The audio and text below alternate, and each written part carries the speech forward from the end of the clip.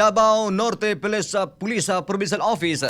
Direktor na pagayon og inspeksyon human sa 7.0 nga linog. Atong sayron ang detalye katropang Bong Algabre.